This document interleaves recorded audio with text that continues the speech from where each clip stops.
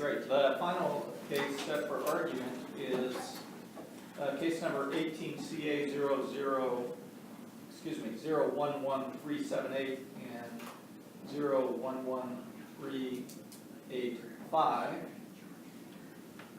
in Ray LR, and MR. Both sides will be arguing. I see there's two appellants. Are you going to split? No? Will you be splitting time between you? Yes, sir. Okay. So you will have 15 minutes to present your arguments and may reserve up to 5 minutes for rebuttal. Just let us know who's going to do that.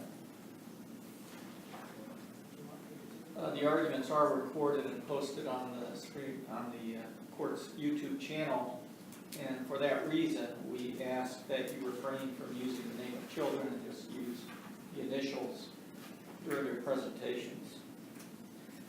The court has read the briefs, and we are ready to proceed if you are. Sir.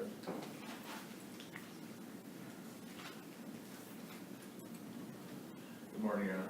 Can you please report? Counsel. Attorney Brandon Oliver on behalf of the appellate Marcus Ramos, who's the father in this matter of 4 minor children, who the legal custody of has been awarded to Lorain County Children's Services. As any have already reviewed the briefs, be aware, we believe there's really 3 major issues in this matter. The first issue that is brought up by both mother and father's appeal has to do with the matter of venue. This is a case where everything in this case took place in Mahoning County except for the court case. Somewhat bizarre, in my estimation. The contact to Lorain County was exceptionally minimal, and the time frame from contact to Lorain County to actual court involvement was pretty substantial.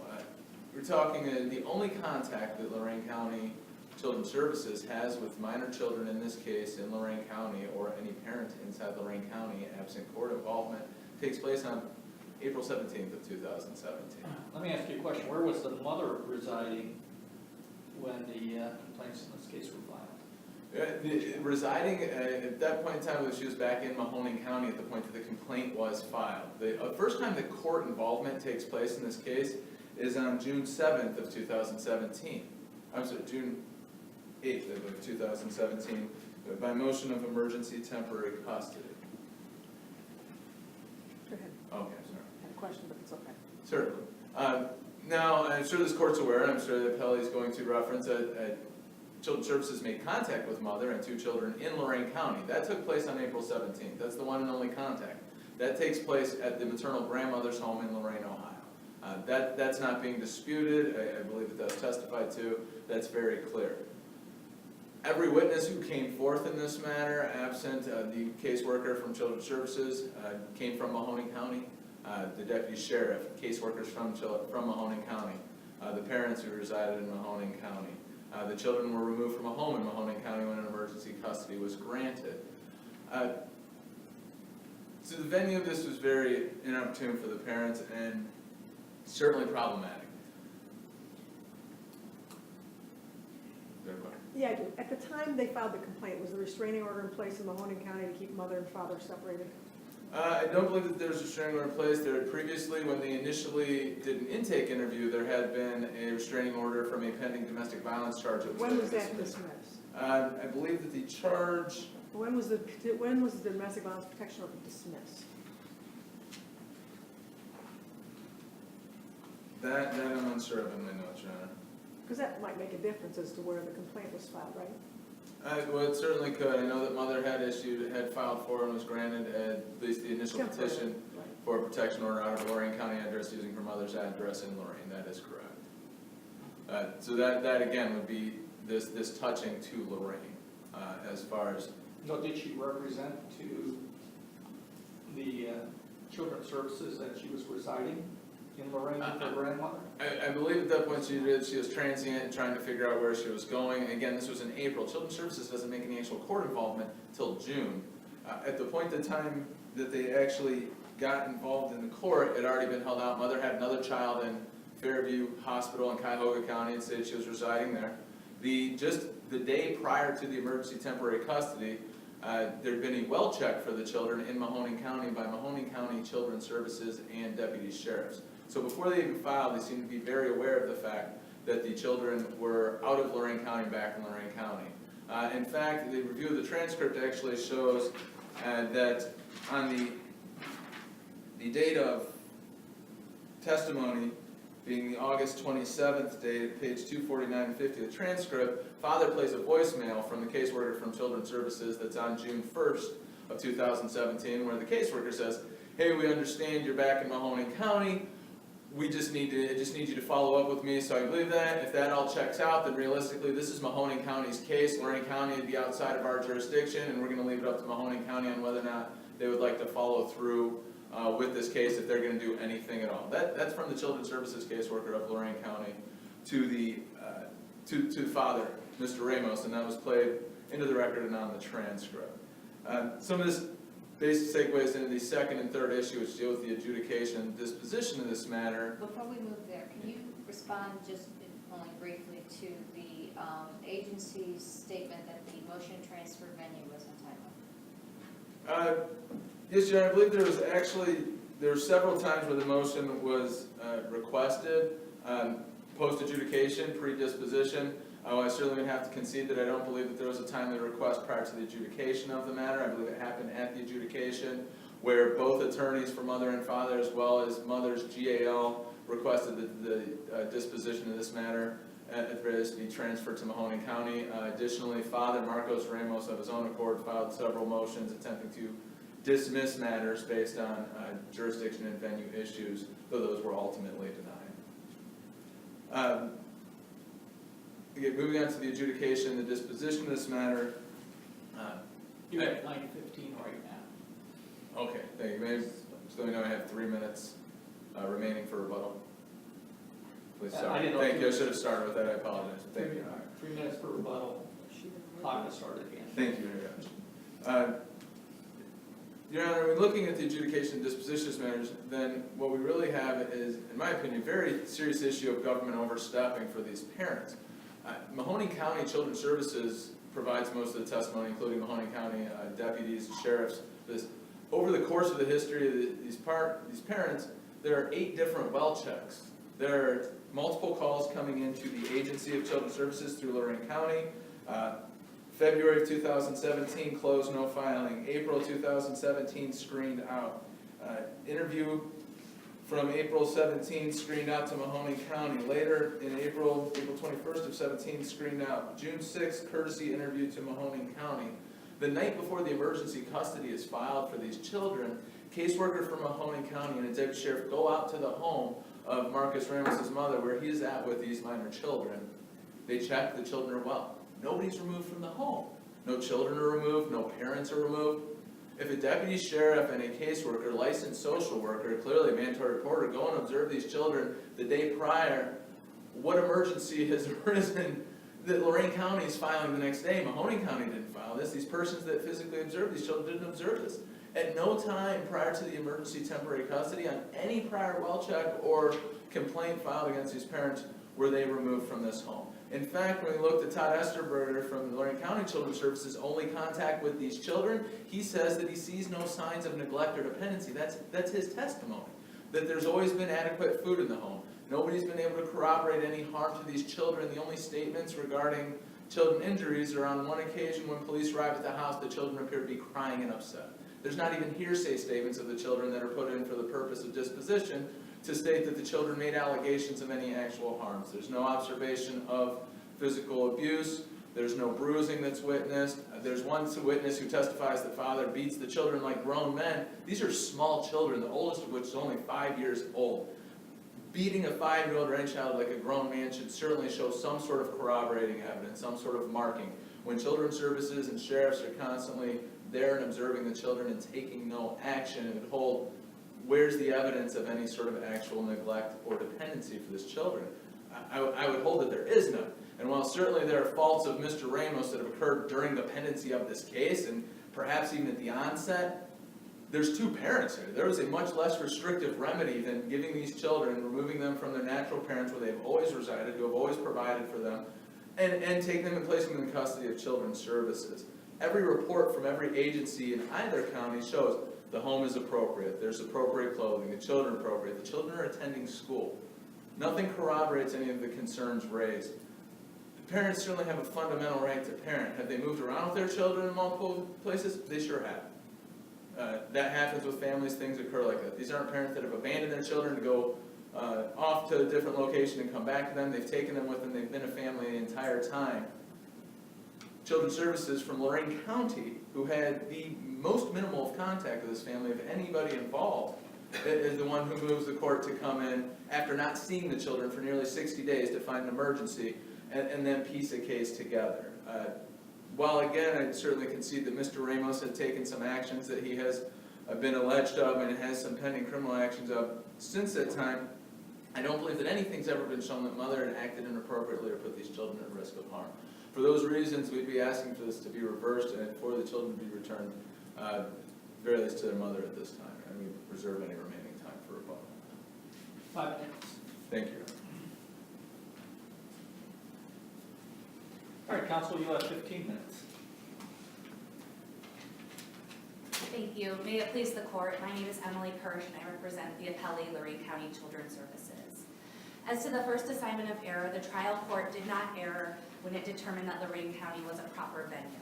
As an initial matter, no party timely raised any objection or defense with respect to venue. Therefore, the trial court did not err when it failed to transfer the case prior to the adjudicatory or the dispositional hearing. Juvenile Rule 22D provides that a defense or an objection to the complaint must be raised either 7 days prior to the adjudicatory hearing or 10 days after the notice of appearance by counsel, whichever is later. And this must be made by a motion that is filed in the court. In this case, the first time there was anything brought up about transferring the case was based on an oral motion at the conclusion of the adjudication hearing. The dispositional hearing was set to go right after the adjudicatory hearing. So first of all, you have an oral motion, not a written motion. Second of all, it's completely untimely because it's filed after the adjudication hearing and prior to the day of the dispositional hearing. So for that reason, the trial court did not err when it failed to transfer the case because there was no timely motion filed. Even if there had been a timely request made, Lorain County nonetheless was a proper venue in this case. Under 2151.27a, proper venue is either the county in which the child has a legal residence or settlement, or the county in which the alleged abuse, neglect, and dependency occurred. In this case, you have both of them. So with respect to mother being a resident of Lorain County, the evidence established that on March 31st, 2017, there was a domestic violence incident that occurred at the paternal grandmother's home in Mahoning County.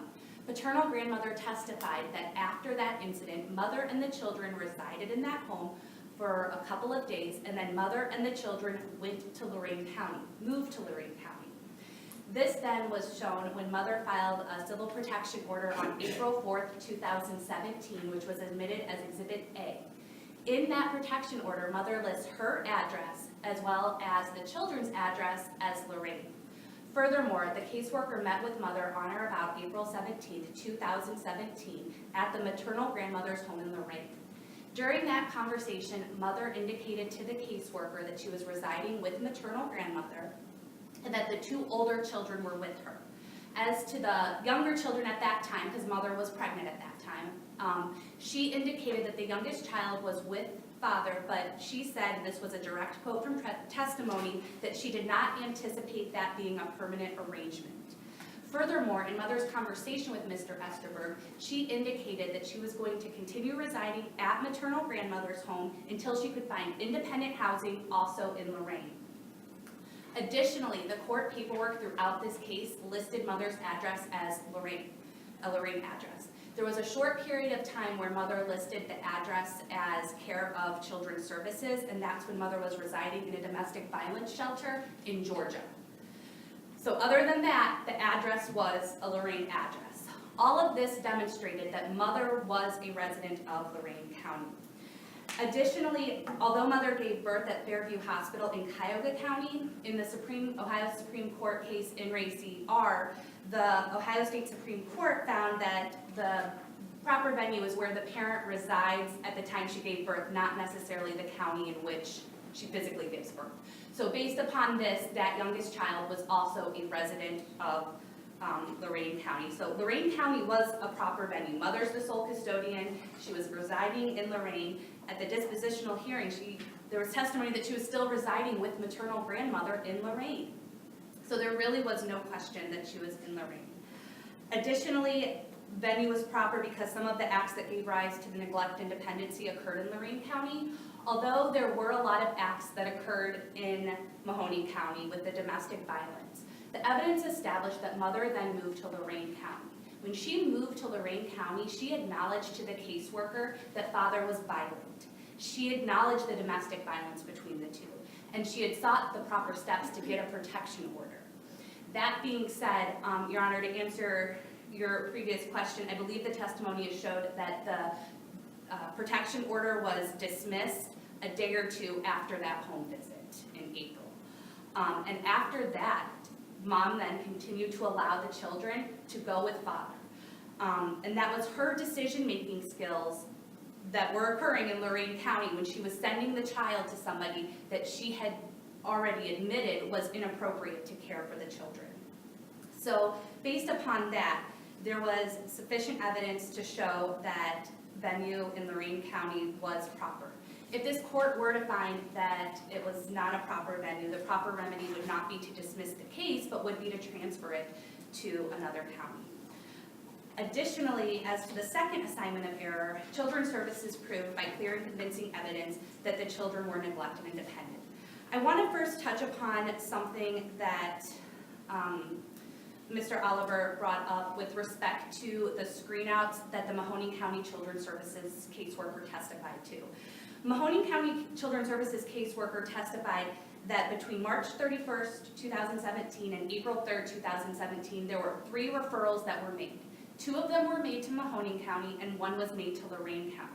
The caseworker testified that the 2 April 3rd referrals had to deal with father being abusive towards mother and the children and that domestic violence incident.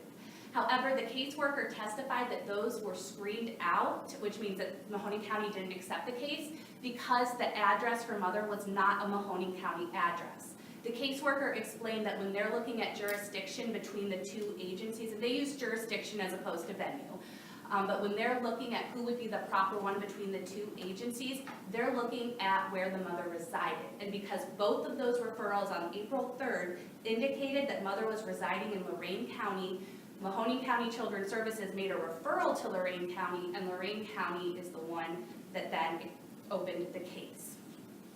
Additionally, the evidence established that the children were neglected and dependent due to domestic violence that was occurring in the home. It doesn't really matter where the domestic violence was coming because was physically happened, because that has to do with venue. So now you're just looking at whether or not these children were neglected and dependent. The paternal grandmother testified that while the parents lived in her home, the police came to the home about 7 or 8 times. She testified about the state of her home when the parents resided there. She described it as a battleground. She said she could hear the parents going at it hot and heavy and hear things falling over, and she knew that the children were in the room with the parents when this happened. Additionally, there was the March 31st incident where father was arrested. Both the parents had injuries upon themselves. Mother then filed a CPO, and in the CPO, she indicated that father was punching her and choking her in front of the children and that the children were upset. It's also important to note that at this time, mother was approximately 6 or 7 months pregnant with the youngest child that was born in June. Additionally, mother herself admitted that she was a victim of domestic violence and that she needed to protect herself from the children. Father admitted to the caseworker that he had an anger problem and he failed to do counseling. He also testified that when he gets angry, he blacks out. So based upon all of this, the evidence was that mother was allowing father to care for the children, and this was sufficient that brought a lot of concerns to the agency. Although they brought up the incident that the caseworkers went to the home on June 8th, and then filed for emergency temporary custody the next day, Lorain County did, Mr. Esterberg testified about what the major concern was. One of the concerns is that father's volatility seemed to be increasing. After the caseworker went to the home on June 7th, the testimony was that father then called Mahoning County Children's Services threatening to blow up the building. The testimony further showed that the reason why he called Mahoning County Children's Services to blow up the building was that he thought he was calling Lorain County Children's Services to blow up the building. Additionally, the detective that did the well child check testified that father was not very cooperative with the well child check. So Mr. Esterberg testified that throughout the investigation there was an increasing level of volatility that was happening within the family, that the agency was getting inconsistent statements involving young children who are not capable of protecting themselves or meeting their basic needs.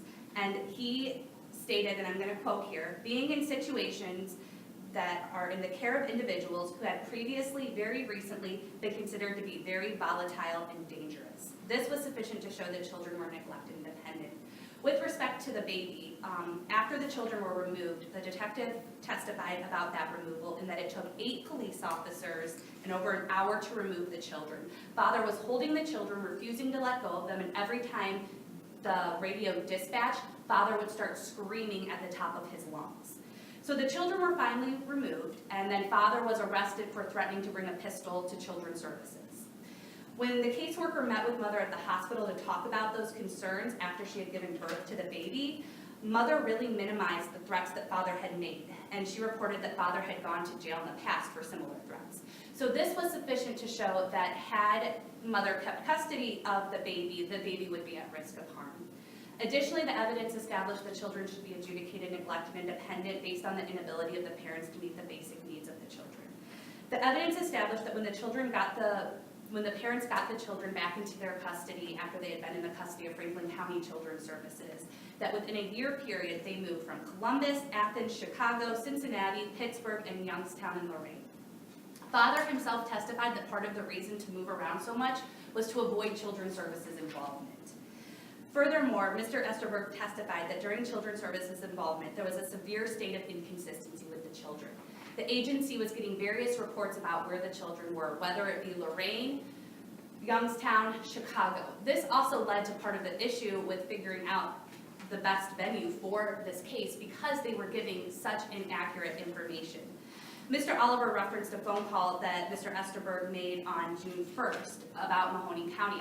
However, the testimony established that Mr. Ramos never called Mr. Esterberg back after that phone call. So Mr. Esterberg was still in that state of inconsistency of trying to figure out where the children were. They received information on June 7th that the children may be in Mahoning County. That was the first time that they were able to get evidence and complete a well child check. So at that time, when they knew where the children were, the agency filed for emergency temporary custody, especially because the testimony established that they had been involved with Franklin County Children's Services for over a year, and the parents would not cooperate with them. Franklin County Children's Services actually had custody of the third youngest child right after she was born, but Franklin County never actually got physical possession of the child because the parents would move from place to place to place to avoid Franklin County from actually physically getting possession of that child. Where were the other two? They were in the custody of Franklin County Children's Services. And Franklin County Children's Services obtained custody of the 2 older children. Very similar to this case, mother then gave birth to a baby during that case, and Franklin County received temporary custody, and then the parents left before Franklin County could execute that order. So based upon this, there was sufficient evidence to find that the children were neglected and dependent, and the trial court did not err with respect to that finding. What were the living conditions like in maternal grandmothers? Was The there case- testimony on that? No, Your Honor, because with respect to when the caseworker went out there April 17th, no, he was not able to gain access to the home. At the dispositional hearing, there was testimony that maternal grandmother is bipolar and was not taking her medication and was not seeking counseling. Additionally, the guardian ad litem testified that he did not believe that the home would have sufficient bedding for the children. Maternal grandmother had Children's Services history involvement as well as a criminal history that would preclude her from being considered as a placement option. Additionally, As to the third assignment of error, the trial court did not err when it found that it would be in the best interests of the children to be placed in the temporary custody of Children's Services. You've got a minute and a half to tell us about that. Okay, so looking at the best interest factors in 2151-414D1, as to the interaction with the children and the parents, father had been incarcerated most of the time that Children's Services had ETC of the children, so the agency was never able to observe the child with the parent, with father. As to mother, Ms. Hunt, the supervisor, testified that mother had difficulty interacting with the children even for an hour time period. That was very difficult for her. As to the wishes of the children, the guardian ad litem testified they were too young to express their wishes, but it would be in the best interest of the children to be in the temporary custody of Children's Services. As to the custodial history, the evidence established that Franklin County Children's Services had had custody of the children historically. And the evidence established that neither party could provide a legally secure permanent placement due to mental health, basic needs, and domestic violence. Lastly, looking at the best interest factors in 3109.04, I think the most important one is that the parents would not comply with any court orders. This is not a case that protective supervision would be sufficient. The parents consistently gave misinformation to the agency throughout this case. Historically, with Franklin County, they didn't comply with the court orders. And when Children's Services went to execute the order of emergency temporary custody, father would not comply with that. It took 8 police officers. So this was not a case that protective supervision would be sufficient. Therefore, the trial court did not err when it found by a preponderance of the evidence that it was in the best interest of the children to be placed in the temporary custody of Children's Services. You know, with that, we're out of time, so thank you, Attorney Thank you. Kirsch. Attorney Oliver, you've got 5 minutes. Okay. Great. Is it Roast? Thank you, Your 5 minutes. Thank you. My name is Lori Brobst. I will be doing the rebuttal on behalf of the parents, and I am assigned to represent Lenitra Phillips. Court has heard a lot of facts concerning the conditions of the homes, the conditions between the parties. I'd like to use this rebuttal to rein back into the ever-confusing yin and yang of jurisdiction versus venue. Clearly, we point to Ohio Revised Code 2151.27 that any person having knowledge of a child who appears to be an unruly, abused, or neglected dependent child may file a sworn complaint with respect to that child in the juvenile court of the county in which the child has a residence or legal settlement. Juvenile 10 further goes on to say complaints shall be filed when the child is found or last known to be. We're talking June 7th, 2017, Mahoning County, Youngstown. We asked earlier where there was a volatile relationship between mom and dad. There's evidence in the file where the oldest child, the only one that was of school age, was enrolled in the Youngstown School District. Mother did briefly leave to probably protect herself from the violence, which we all acknowledge. There was a protection order that was only in place from, I have it written down, it was terminated on April 18th, 2017. Mother indicated she was staying with her mother. Why wouldn't you? She never intended to make that a permanent residence. We asked the court to give us guidance on what is a residence. It's the place that you want to make a permanent home. Mother never indicated to make Lorain County the permanent home for her children. Obviously, always back in Youngstown, maybe going to Georgia, maybe moving around, but the intent was never to make it in Lorain County. Therefore, there is really no deficient complaint. I believe we have statewide jurisdiction to determine whether a child is adjudicated abused, neglected. Venue is the important part because what do we want to get out of a children's services complaint? We want to get reunification. We want to get help. If we're not in the right place where the parents are intending to make the residence permanent, how are they going to get themselves to services? And how are they going to see the children that are placed in a county where they don't live?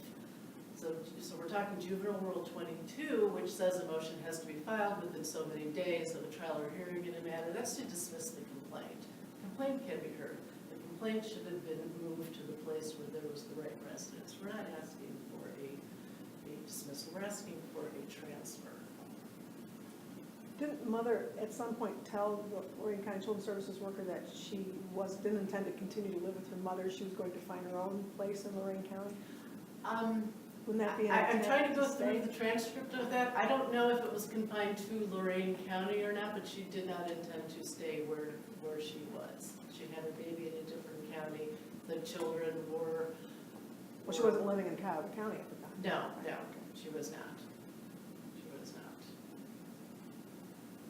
And I don't want to talk, because there are a lot of facts in the case, and there's a lot that I don't remember being part of the transcript. I know that the Franklin County issues, I don't remember it being part of the transcript that would be before you, but I do know there's public record that the Franklin County case was dismissed and the children were returned to the care of their parents as a result of the Franklin County matter.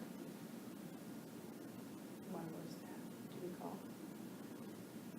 That was with the bubble disc. I cannot recall when it was, probably 2016, 2015, 2014. Something like that. Further, as we're to the other issues, I just rely on the court to review the transcript and make their own impression of what is happening. But we have had several visits. The caseworker testified when it was at grandmother's home in Lorain County that there were no observed problems with the children. June 7th, 17th, the day before emergency temporary custody was granted. Kids were observed in Youngstown, not significant to take for an officer to do an officer's acceptance of the children. They were doing fine. There was no emergency.